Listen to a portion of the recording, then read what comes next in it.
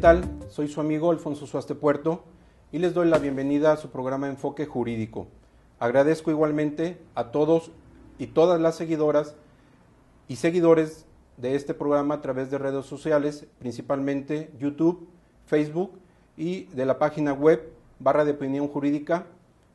En esta ocasión tenemos como invitado al licenciado Francisco Javier Zamora Rocha.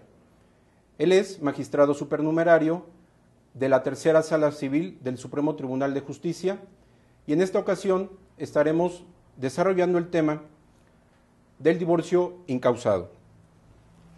Licenciado Javier, le doy la más cordial de las bienvenidas y agradezco que haya aceptado la invitación a su programa. Muchas gracias, licenciado Suaste. Agradezco yo la invitación de la Barra de Opinión Jurídica y aprovecho la ocasión para felicitarlos por lo que hacen con este tipo de eventos. Es muy importante dar difusión a los conocimientos jurídicos, a las ideas, al debate que se da en los temas de actualidad jurídicos. Sí. Y de verdad los felicito, es algo que debe de replicarse y ojalá que tengan mucho éxito, se los deseo. Gracias nuevamente por su apoyo y haber aceptado la invitación.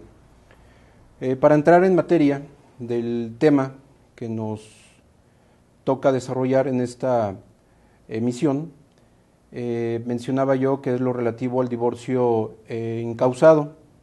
En este caso, este tipo de divorcio está tomando cada vez más fuerza ya en los tribunales de oralidad familiar, pues ya se demanda, se solicita, ¿verdad?, sin la necesidad de acreditar las causales que exige actualmente el artículo 323 del Código Civil para el Estado de Guanajuato.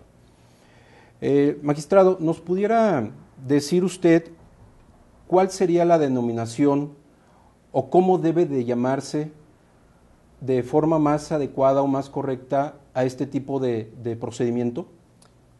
Sí, claro. Bien, como usted lo mencionó, la mejor forma de llamarlo para mí es divorcio incausado, sí, divorcio sin expresión de causa. Hay otras denominaciones que he escuchado, se le llama divorcio exprés, se le llama divorcio de voluntad unilateral. Sí. La expresión divorcio exprés no me parece que sea adecuada porque el adjetivo exprés se refiere a algo rápido. Sí. Y en el divorcio incausado o el divorcio sin expresión de causa, que yo creo que son las denominaciones más correctas, no necesariamente estaremos atendiendo algo que sea rápido. Sí en principio, pero no siempre. Sí, entonces creo que lo más adecuado sería llamarle divorcio sin expresión de causa o divorcio incausado. Muy bien. Actualmente en la legislación sustantiva civil para el Estado de Guanajuato, ¿se encuentra regulado ya esta figura jurídica? No, lamentablemente aún no. Sin embargo, esto no es obstáculo para que ya lo estemos viendo en los tribunales, ya se está tramitando en los juzgados, ya los jueces le están dando entrada en general. Sí. Y sí ha habido algunos intentos, según entiendo, para ya reformar nuestra legislación civil y eventualmente lo ocurrirá. No será dentro de mucho tiempo que veamos una reforma en ese sentido, porque ya la jurisprudencia ha declarado inconstitucional, no solo, no en específico, en toda la República se ha declarado inconstitucional ya todos aquellos códigos civiles que prevén un régimen de causales para divorciar. Habla usted de una jurisprudencia que en este caso ha emitido la Suprema Corte de Justicia de la Nación. ¿Esta jurisprudencia sería la razón por la que se aplica ya en el Estado de Guanajuato el divorcio incausado? Efectivamente, en febrero de 2015, la primera sala de la Suprema Corte de Justicia de la Nación se resolvía sobre la constitucionalidad de las causales de divorcio en nuestros estados y la Suprema Corte emitió jurisprudencia por contradicción porque en algún caso algún tribunal había dicho que sí era constitucional imponer causales y en otro caso se decía que no era constitucional exigir causales para acreditar el divorcio y la Suprema Corte en esta jurisprudencia que se emitió por contradicción, en esta ejecutoria, resolvió que efectivamente todas las legislaciones que prevén el sistema de causales para exigir el divorcio, para lograr el divorcio, resultan inconstitucionales. Efectivamente, el hecho de que ya haya una jurisprudencia que, conforme a la ley de amparo, al ser emitida por la primera sala de la Suprema Corte de Justicia de la Nación, nos es obligatoria a todos los tribunales locales. Entonces, no hace falta, y de ahí que quizás la iniciativa de ley que reforme esta situación en nuestro Código Civil no sea tan urgente. Ya hay jurisprudencia, y la jurisprudencia es suficiente para darle cauce a esta figura del divorcio incausado. Bien. Nos habla usted precisamente de esta jurisprudencia derivada de una resolución de contradicción de tesis. ¿Qué es lo que se considera principalmente en esta resolución y cuáles son las razones por las que se estima que es inconstitucional el régimen de causales para el divorcio? Bueno, en las tesis que contendían, la que sostenía la constitucionalidad de las causales de divorcio refería que el artículo 4 de nuestra Constitución protege a la familia y que establecer causales de divorcio es una forma de protección para la unidad de la familia. En la tesis contendiente, la contraria, lo que se decía es que si bien el matrimonio es una de las formas de integrar a la familia, no es la única. Y que, por tanto, exigir causales no es realmente la forma idónea de proteger a la familia.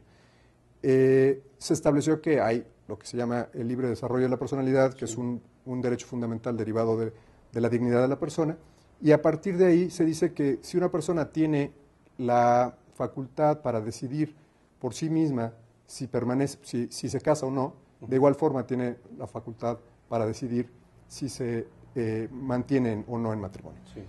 Esta es la parte fundamental de la resolución. Lo que dice la resolución es que a partir del derecho de libre desarrollo de la personalidad, que es un derecho fundamental, todas las personas tienen la facultad de autogobernarse y por su libre voluntad decidir si tienen hijos, si están casados, su opción sexual, si trabajan, en qué trabajan, etc. Y que este derecho de libre desarrollo de la personalidad tiene límites, como todos los derechos fundamentales. Todos los derechos fundamentales, sabemos, no son absolutos y por tanto tienen límites. Pero los límites es el derecho de terceros y el orden público. Bien. Bajo esa óptica, y haciendo un test de proporcionalidad, la Suprema Corte, en la primera sala de la Suprema Corte, analiza si efectivamente el régimen de causales protege a la familia y se justifica que exista para proteger a la familia. En principio, bueno, ya la Corte en varias tesis anteriores se había pronunciado sobre la idea de que la familia no solo se constituye por medio del matrimonio, lo sabemos, hay familias monoparentales, hay familias que se constituyen bajo el concubinato, ¿sí? Hay familias extendidas, y todas son familias, ¿sí? También el matrimonio constituye una familia, ¿sí? Incluso el matrimonio sin hijos constituye una familia, ¿sí? Entonces, esa vía de protección a la por el hecho de ser matrimonio no debería de verse como una forma de protección a toda costa, ¿sí? El límite está en el orden público y en el derecho a los terceros, de manera que haciendo el test de proporcionalidad, que significa revisar si los límites a los derechos fundamentales son idóneos, son proporcionales y son necesarios. En este caso no pasó la primera prueba. Las causales de divorcio no son idóneas para la protección de la familia, ¿sí? Y lejos de serlo, al contrario, se estima que el divorcio, cuando establece causales, puede provocar mayor desgaste en la familia, y eso lo dice la ejecutoria. Parte de la idea de que un divorcio es ustedes lo saben, usted lo sabe, licenciado, un divorcio en general no es algo sencillo. Antes de que hubiera divorcio incausado, con base en causales, siempre es muy desgastante para la pareja, pero no solo para la pareja, sino para la familia. Y también eso se ponderó por parte de la Corte en esta ejecutoria. Entonces, se estimó que al no haber idoneidad en la medida de establecer causales y que con ello no se protege a la familia, sino que al contrario puede ser que se logre una desarmonización mayor cuando se lleva el asunto a los tribunales, a un juicio de divorcio, se consideró que no era dable exigirle a una persona que quiera divorciarse que imponer la obligación de expresar causales y probarlas. De manera que si una persona no quiere mantenerse en matrimonio, basta con que lo solicite sin exigirle que exprese causales, y no solo que las exprese, sino que las pruebe. Entonces, en esa tesitura es la sentencia que comentamos, de la que derivó la contradicción de tesis, que declara inconstitucional el régimen de causales en todos los estados que lo contemplan. Bien. Con relación a esta situación de que al no existir, o en base a esta jurisprudencia, que este régimen que exige alguna causal para el divorcio y que la misma es inconstitucional, ¿qué pasa con la situación que contempla el Código Civil para el Estado de Guanajuato con relación a la existencia de cónyuge culpable y de cónyuge inocente? ¿Qué ocurriría precisamente con todo este sistema de la legislación sustantiva civil para el Estado de Guanajuato? Bien, la propia ejecutoria y incluso la sentencia que deriva de la ejecutoria de contradicción no soslaya este tema. Sí dice, evidentemente, al no haber causales, no hay ya culpabilidad, no hay cónyuge culpable, no hay cónyuge inocente. Se parte de la idea de que no se van a probar las causas, entonces no hay razón para estimar a alguien culpable o inocente.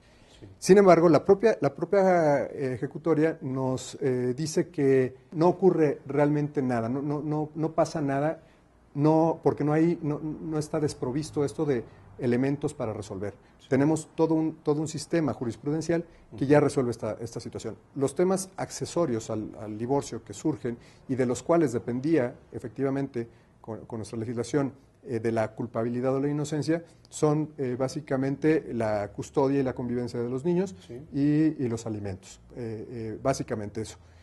Estos temas ya hay todo un sistema jurisprudencial que lo prevé.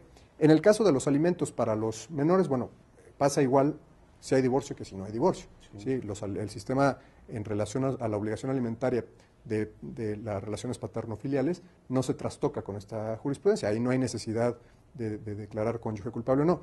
Quizás, y en donde sí se trastoca, pero que también ya hay soluciones, es en el tema de los alimentos entre los propios cónyuges. ¿Sí? Sí. Efectivamente, en el tema de alimentos entre los propios cónyuges, la legislación actual impone como sanción, sí, la pensión alimenticia para el cónyuge que es declarado culpable.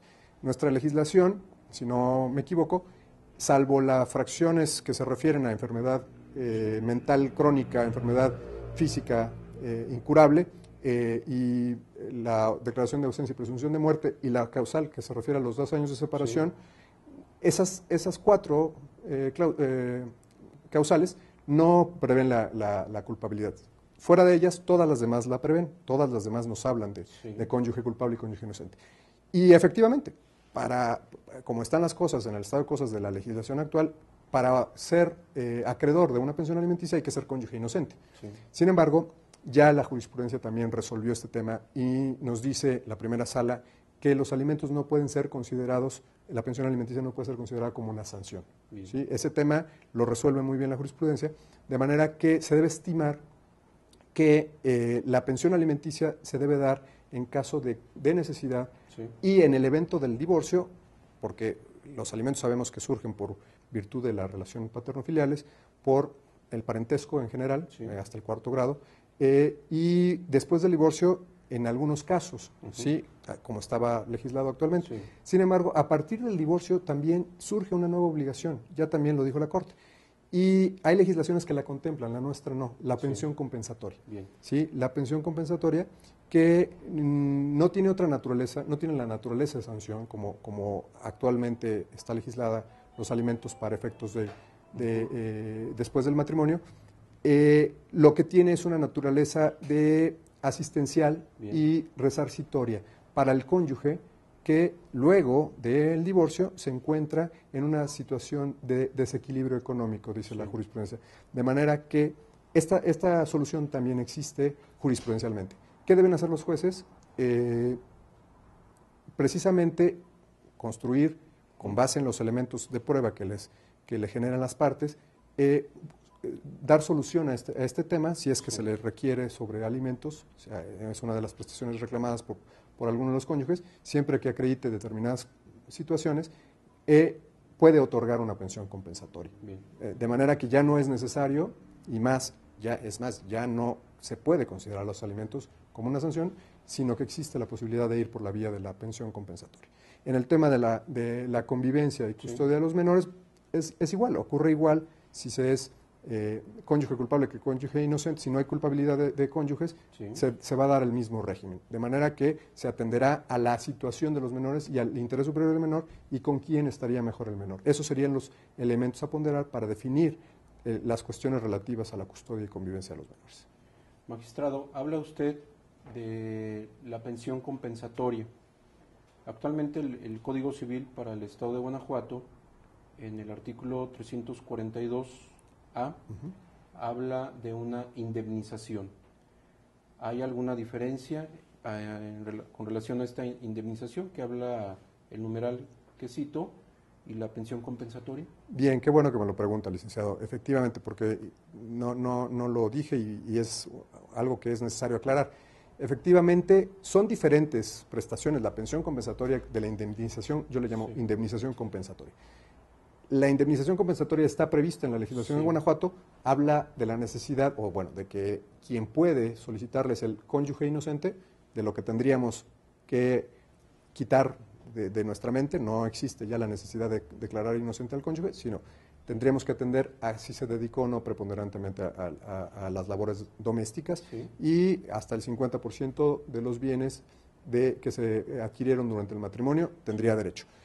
Sí es diferente, y la diferencia radica en lo siguiente. La indemnización compensatoria, entiendo que su teleología, su origen, su razón de ser, está en que cuando dentro de un matrimonio, dada la dinámica familiar, se establece que uno de ellos sale a trabajar y el otro se queda en el hogar a dedicarse a las labores del hogar, a cuidar a los niños, a administrar la casa, etc. El otro tiene la oportunidad de generar ingresos, de generar recursos, de desarrollarse profesionalmente, de crecer económicamente.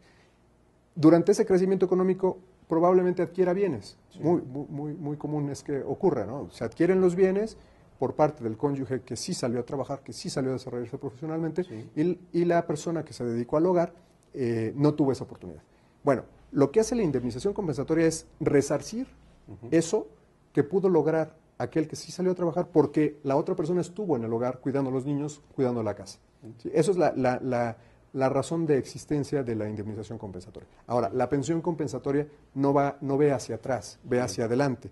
La pensión compensatoria lo que pretende es resarcir y cuidar que ese desequilibrio económico que se genera con el divorcio se salve de alguna manera, sea como un paliativo para solucionar la situación de la persona que estuvo dedicada a las labores del hogar, que durante todo ese tiempo no pudo trabajar ni desarrollarse profesionalmente, que difícilmente, que lo cual es muy común, difícilmente podrá salir al mercado laboral y sin experiencia encontrar un trabajo. Entonces, esa es la diferencia entre una y otra. Y las dos prestaciones pueden coexistir, de hecho coexisten. Habrá casos en los que no solo ocurra una o solo ocurra otra, pero pueden coexistir. En este caso entiendo que la indemnización tendría que haber un reclamo, exigirlo como prestación en la demanda, y en el caso de la pensión compensatoria sería lo mismo, o es una cuestión que el juzgador tendría que decidir de manera oficiosa. Bien, aquí no habría oficiosidad. No podría ser que se otorgue por parte del juez si no fue requerido como prestación, no fue reclamado como una prestación por parte del demandante. Efectivamente, lo tiene que solicitar el demandante dentro de su demanda, tanto la indemnización compensatoria como la pensión compensatoria. Correcto. No creo que pueda ocurrir, no debe ocurrir que el juez la otorgue oficiosamente. Además, comento algo que quizás hay debate al respecto. Yo estimo que esta prestación se debe de exigir en la demanda, porque así lo dice el 342A, dice que en la demanda Sí. Se solicitará en la demanda. Correcto. De manera que yo entiendo que si no lo hace en la demanda, está renunciando a ella. Quizás sea una postura muy radical y por el momento hasta ahorita no hay nada que me convenza de lo contrario. Sí. Sin embargo, creo que por ahí ya hay algunas ideas encontradas en este sentido, en la idea de que si no lo solicitó en la demanda de divorcio, lo puede solicitar con posterioridad. Pero a mí me parece que esto atenta contra la seguridad jurídica. Bien. Magistrado, con relación al trámite, al procedimiento del divorcio incausado, ¿cuál sería precisamente ese cauce, ese trámite que alguna parte, algún interesado, interesada, pudiera que observar para encauzar este tipo de procedimiento? Bien, como lo hemos platicado, no está legislado en nuestro estado. Sí. Sí, y efectivamente esto es un problema. Sin embargo, una interpretación correcta sería considerar que al no haber un trámite especial para el divorcio incausado, se debe de tramitar en la vía oral ordinaria. Correcto. Que finalmente no deja de ser un divorcio necesario. Hay que distinguirlo del divorcio por mutuo consentimiento, ¿sí? En donde ambas partes acuden y presentan su solicitud de divorcio. Sí. Aquí una de las partes es la que lo solicita y demanda al otro el divorcio. Sí. De manera que es un divorcio necesario y por tanto, como divorcio es necesario, debe tramitarse en la vía oral ordinaria. En el Código Civil para el Distrito Federal, ahí sí está regulado este tipo de procedimiento y se habla de la solicitud de uno o de ambos cónyuges para hacer este trámite y también la exigencia de una propuesta de convenio. Para el caso del Estado de Guanajuato, ¿sería obligación de la parte que solicite el divorcio encausado exhibir o presentar precisamente la propuesta de convenio que se exige para el Distrito Federal? Bien, en el Distrito Federal hay algo importante. Efectivamente, dentro de la legislación se establece la obligación de presentar un convenio junto con la solicitud de divorcio. ¿Sí? Sí. Esto no ocurre en nuestro estado, no hay legislación al respecto. Entonces no podríamos los jueces, es una opinión, yo sé que algunos jueces lo han hecho, sí. yo no estoy de acuerdo con ello, no debe solicitarse un convenio como requisito para admitir la demanda de divorcio. Bien. Porque no hay nada que lo exija y no podemos exigir más allá de la ley. Si la ley para una demanda de divorcio necesario no exige más que lo indispensable, pues, sí. Los documentos que acrediten la relación y los relativos al nacimiento de los hijos, etcétera, pues no podemos exigir un convenio. En el divorcio por mutuo consentimiento, claro que existe esta exigencia.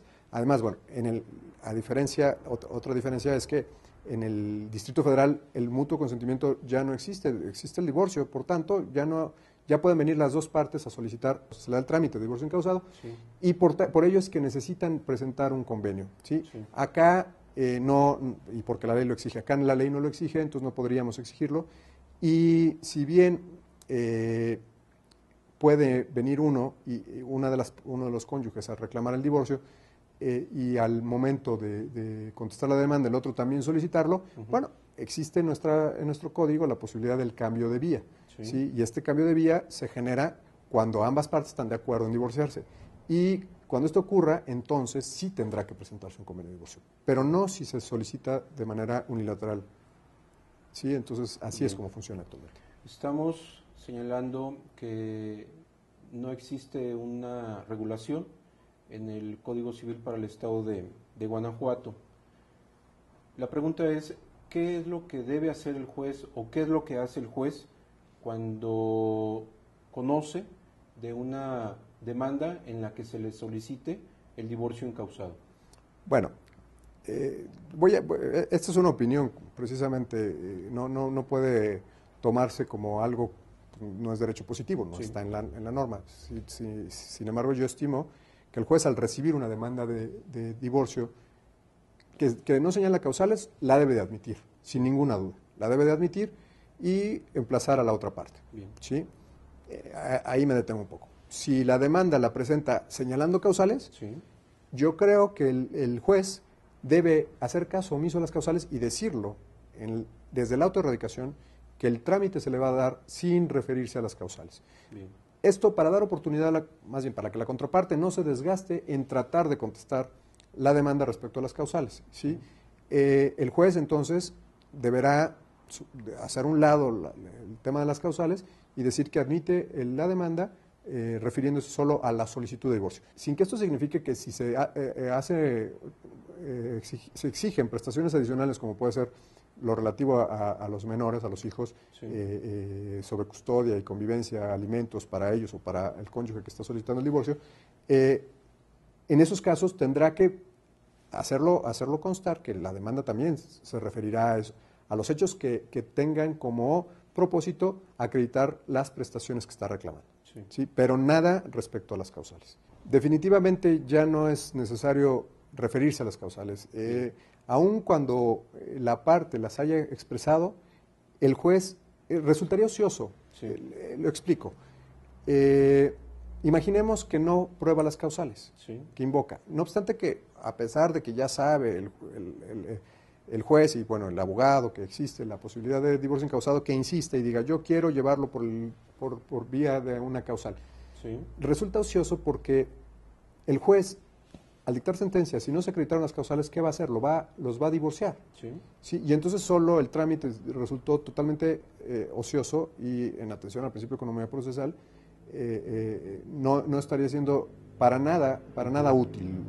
Y al contrario, si se invocan causales que puedan llevar al desgaste familiar, como es involucra testigos y lleva a los niños, lleva a la familia, etcétera, sí, resulta realmente innecesario. Entonces, los abogados tendrían ya, nadie realmente con una sana intención, creo yo, plantearía causales si ya sabe que se están tramitando los divorcios sin causa. Sí. ¿Sí? Por eso, sí es importante, por tanto, que se reforme esto en nuestro código. Sin embargo, mientras ocurre, ya los abogados lo saben, ya saben que el divorcio se puede tramitar sin causa, entonces ya de ninguna manera no existe ninguna razón para invocar causales. Máxime que, como ya dije, las prestaciones accesorias sí, hay un sistema ya para solventarlas independientemente de la culpabilidad o inocencia de los cónyuges. Bien, y ya casi para ir finalizando, ¿cuáles serían los efectos o las consecuencias legales precisamente del divorcio incausado con relación en particular a los hijos? Bien, algo que antes de responder esta parte de la pregunta, me gustaría decir algo, porque en algún momento alguien cuestionaba sí, lo relativo a qué pasa si la causa de divorcio tiene relación con violencia intrafamiliar, que sí, es un tema que nos preocupa, ¿no? Bueno, en esos casos, que sería especial, si bien no va a servir como causal para el divorcio, sí se pueden tomar y se deben tomar por parte del juez las medidas cautelares para la protección de aquellos que están siendo vulnerados o violentados por parte sí, de alguno de los cónyuges. Esa parte, si bien no forma parte del divorcio, sí puede formar parte de las medidas que se deban tomar para la protección. En cuanto al tema de qué pasa con los hijos, sí, bueno, si por ejemplo, y por eso traje a colación lo de las causales de violencia intrafamiliar, si por ejemplo se invoca como motivo del divorcio, aunque no tuviera que invocarse, el tema de violencia intrafamiliar, ese tema sí se puede, y más bien sí se debe de considerar y debe de permitirse que se aporten pruebas al respecto para resolver sobre el tema de la custodia. Pero de igual forma, como se debe de estimar todo aquello que sirva para definir en qué lugar están mejor los menores. Sí. ¿Sí? Esto en interés superior de los menores. Si se alega una cuestión de violencia intrafamiliar, estos se verán no como una causa de divorcio, sino como un tema relativo a la custodia y convivencia de los menores. Bien. Si igual todos los demás elementos, como el lugar más adecuado para que los niños se desarrollen, o la persona más adecuada de acuerdo a su salud emocional, a su salud psicológica, todas esas pruebas sí deben desahogarse. En cuanto a cómo se resuelve, bueno, se resuelve igual que si no se invoca un divorcio, sino simplemente el litigio se centra sobre la custodia y convivencia de los menores.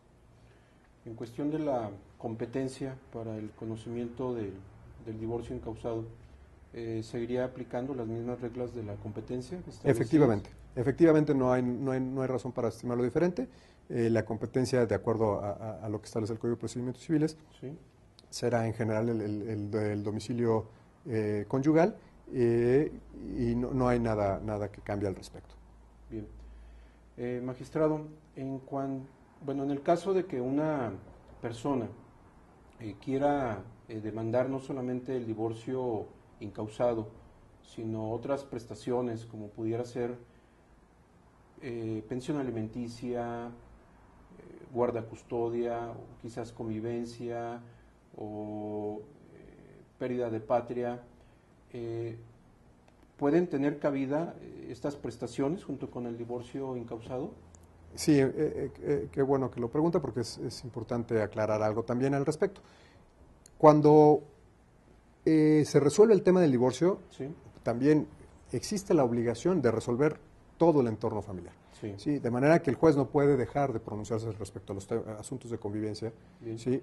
El tema de la patria potestad sí juega aparte, porque ya no habrá cónyuge culpable, que en algunos casos era motivo de pérdida de la patria potestad. Sí. Sin embargo, si se invoca como una prestación la pérdida de la patria potestad, se tendrá que acreditar conforme a las causales de pérdida de la patria potestad que contempla nuestro código. No tanto como una consecuencia del divorcio, sino como una consecuencia paralela al divorcio. De manera que sí, la sentencia tiene que resolver todo el conjunto. Por eso al principio yo decía que divorcio exprés no es un término adecuado, porque el divorcio exprés solo lo será cuando no haya hijos, porque en ese caso sí, pues las partes se presentan, bueno, demanda uno el divorcio sin causa, el otro contesta y el juez resuelve. Pues no habrá ni temas sobre alimentos de los niños, ni custodia, ni etcétera. Pero cuando se involucran otros temas, la obligación del juez es resolver todos los temas en su conjunto. En el caso de que se presente una demanda de divorcio incausado, se admita la misma, se emplace al contrario, y al contestar la demanda exprese inconformidad o desacuerdo, ¿qué pasaría? Bien, pues bueno, la inconformidad, el desacuerdo con el divorcio ya no es un motivo para dejar de divorciar a las partes. Esto por el principio de desarrollo, el libre desarrollo de la personalidad, la autodeterminación de la voluntad. Una persona que no quiere seguir el matrimonio no puede ser obligada porque la otra sí lo quiere, ¿no? Eso es la parte esencial de esto, el derecho a la dignidad y el libre desarrollo de la personalidad. Si una persona puede decidir casarse, también puede decidir no casarse. La pregunta que usted me hace, puedo ironizar un poco sobre el respecto, sería tanto como decir, es que si yo me quiero casar con alguien, pues me puedo casar con quien yo quiera, aunque la otra persona no quiera. Igual, si alguien se quiere divorciar y el otro no quiere, pues no podríamos decir, se tiene que mantener casado. Esa es la lógica de ahora. Si yo no puedo decidir casarme con alguien sin la voluntad de ese otro, entonces tampoco opera respecto al divorcio. ¿Sí? Bien, pues, magistrado, creo que sería todo con relación a este tema del divorcio incausado. Le agradezco infinitamente que haya aceptado la invitación y reiterarle, decirle que mejor dicho, el programa Enfoque Jurídico y su servidor esperamos tenerlo más adelante igualmente como invitado, desarrollando algún otro tema que pueda resultar de interés para el foro de este programa. Gracias a ustedes, yo estoy a sus órdenes, encantado de poder colaborar con este tipo de proyectos. A mí me complace mucho y agradezco la confianza que se me brinda de ser yo el que pueda darles mis opiniones de manera muy humilde, que espero que sean útiles para el foro y para estudiantes y para incluso algunos compañeros jueces que puedan tener acceso a este documento. Bien, muchas gracias. Para servirle. Bien, y a todos los seguidores y seguidoras del programa Enfoque Jurídico, agradezco la atención que le den al programa y también invitarlos a una conferencia que sustentará el doctor Miguel Carbonell el próximo 26 de mayo del año 2016 con el tema Los derechos humanos en el ejercicio de la abogacía, consejos prácticos. Esta tendrá verificativo en el Hotel Holiday Inn de la ciudad de Irapuato, Guanajuato, y para mayores informes pueden ver el anuncio en la pantalla. Muchas gracias.